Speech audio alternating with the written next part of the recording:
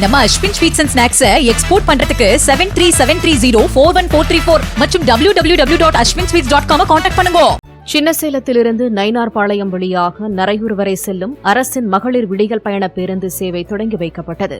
திமுக MLA உதயசூரியன் கலந்து கொண்டு கொடியசைத்து பேருந்து சேவையை தொடங்கி வைத்து சுமார் 1 கிலோமீட்டர் தொலைவிற்கு பேருந்தை ஓட்டிச் சென்றார்.